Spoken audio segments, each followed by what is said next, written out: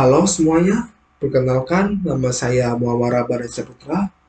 Semoga kita dalam keadaan sehat dan juga bahagia.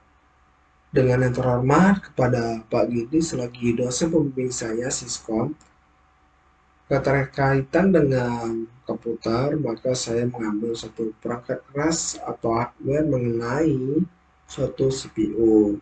Entah dari pengertiannya, fungsinya, komponen-komponennya pada CPU, dan jenis-jenis pada CPU. Oke, yang pertama-tama saya ingin menyampaikan kepada kamu yang menonton video ini, saya mohon maaf ketika video yang saya tayangkan ini kualitas saya begitu buruk bagi kamu. Terus saya menyampaikan atau menjelaskan sarankan video ini kurang jelas atau kurang nangkep di kamunya itu saya mohon maaf. Dan suara sound ini begitu kurang baik didengar untuk kamu, Jess. Dan saya mohon maaf sebesar-besarnya. Oke, langsung saja kepada pembahasannya. Oke, mengenai penjelasan CPU, CPU merupakan singkatan dari Central Processing Unit atau dalam Wikipedia diterjemahkan sebagai unit pemrosesan sentral. CPU adalah perangkat keras atau hardware yang memiliki tugas utama untuk memproses data atau perintah yang masuk di komputer. Selanjutnya mengenai CPU, komponen CPU. Di bagian satu, komponen pertamanya yaitu control unit. Ini komponen utama pada CPU. Kontrol unit ini yaitu pengendali komputer. Unit kontrol memiliki tugas sebagai pengambil berbagai data dan perintah yang diberikan kepada komputer untuk kemudian diproses menyelesaikan setiap instruksi berhubungan dengan logika dan aritmatika. Oke, selanjutnya pada ALU atau bisa disebut dengan Arithmetic and Logica Unit. Bagian kedua dari CPU adalah ALU. Bagian ini merupakan peran untuk melakukan operator pada aritmatika dan logika yang telah diinstruksikan oleh unit kontrol. Tugas ALU ini adalah melakukan seluruh perhitungan aritmatika yang diberikan sebagai dengan instruksi program. Selain itu, ALU juga memiliki tugas melakukan keputusan sebuah operasi program yang berdasarkan instruksi yang diberikan program. Operasi logika yang dilakukan oleh ALU meliputi perbandingan dua operan menggunakan ketentuan operasi logika tertentu. Misalnya, menggunakan sama dengan, kurang dari, tidak sama dengan, lebih besar dari, kurang atau sama dengan, dan lebih besar sama dengan. Dan ketiga adalah register. Komponen ini yang terakhir dari CPU. Komponen ini merupakan alat untuk penyimpanan kecil. Ia memiliki kecepatan akses yang cukup cepat berguna sebagai media penyimpanan data atau instruksi yang diproses. Penyimpanan data yang dilakukan oleh hanya bersifat sementara, yaitu hanya disimpan saat proses pengolahan terjadi. Setelah itu penyimpanan akan hilang dengan sendirinya. Jadi hampir mirip pada keping RAM yang hanya menyimpan suatu data sementara ya teman-teman.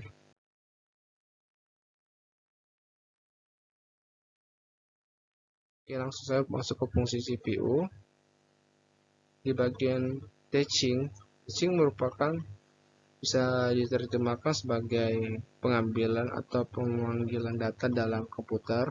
Perlu kamu ketahui di dalam perangkat komputer, data ini disimpan dalam hard disk yang terletak di CPU dengan sebuah alamat. Hal ini bertujuan untuk mempermudah CPU menseleksi data yang dibutuhkan oleh user. Jadi ketika sebuah pemrograman dijalankan atau perintah diberikan, data yang berada dalam CPU atau prosesor akan muncul atau merespon perintah atau instruksi tersebut. Biar tidak salah datanya, maka CPU menyimpan data berdasarkan algoritma. Yang kedua adalah decoding. Decoding ini yang berfungsi sebagai penerjemah yang diberikan oleh suatu program ke dalam bahasa yang dimengerti oleh CPU. Jadi dalam sebuah sistem CPU ini sebuah program harus sesuai dengan kode-kode instruksi. Jika tidak, CPU tidak akan bisa menerjemah perintah yang diberikan. perintah akan diterjemahkan CPU dan kode instruksi biner.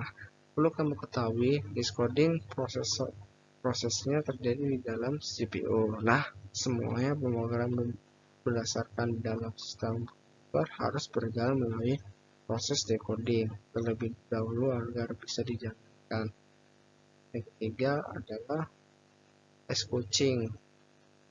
Executing berfungsi jika suatu pemrograman komputer dijalankan, maka CPU akan melakukan kinerjanya dengan cara mengeksekusi perintah tersebut. Dalam arti, CPU akan melakukan perhitungan atau kalkulasi pada sebuah program atau perintah tersebut melalui ALU atau Arithmetic Logical Unit. ALU merupakan komponen CPU yang berperan dan bertanggung jawab pada semua proses melibatkan aritmatika dan logika. Di dalam komputer, selain membawa instruksi untuk dieksekusi oleh ALU, CPU juga melakukan eksekusi pada proses pemindahan data dari satu perangkat memori ke perangkat memori yang lainnya. Yang keempat yaitu storing, yang peran terakhir pada CPU berfungsi untuk sebagai penyimpan data. Ketika seseorang menggunakan komputer, maka ia bisa bekerja. Komputer membutuhkan media penyimpan baik sementara atau permanen, dan ini inilah fungsi CPU. Ketika data disimpan seseorang dibutuhkan dalam waktu cepat, maka CPU akan menyimpannya secara sementara di RAM. Sementara jika di data yang akan disimpan bersifat permanen, maka CPU akan menyimpannya di hard disk. Fungsi penyimpan tersebut semuanya dilakukan oleh CPU. Oke, pada jenis-jenis pada CPU, saya akan menampilkan suatu jenisnya berupa Intel Processing ya, yang sering kita lihat. Intel boleh jadi masih menjadi suatu raja prosesor untuk saat ini. Hampir sebagian besar produk komputer menggunakan prosesor Intel. Dari segi produk yang banyak beredar di pasaran, saingan utama Intel adalah AMD. Nah, Intel bukanlah baru. Ia telah berdiri sejak tahun 1998 yang diproduksi oleh Intel Corporation. Perusahaan Intel Corporation berkembang dan diproduksi produknya di Amerika Serikat. Selain itu, produksi prosesor Intel Corporation juga memproduksi mikroprosesor. Yang kedua, yang tidak asing lagi dengan jenis produk ini yaitu AMD. AMD ini adalah pesaing utama dari Intel.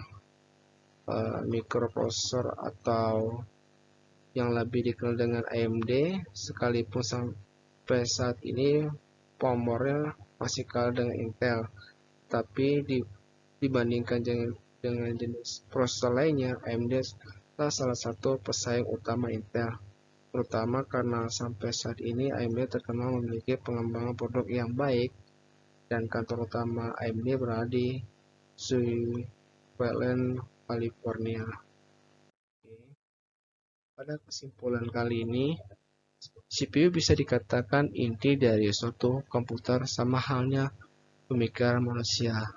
Otak memiliki suatu kendali penuh atas suatu perintah seperti mengarahkan suatu badan, mengambil suatu air minum, dan lain-lain. Ya, semua berkaitan dengan sistem saraf utama. Sekian dari saya. Terima kasih telah menyaksikan video saya. Semoga kamu mengerti dan sampai jumpa pada video berikutnya.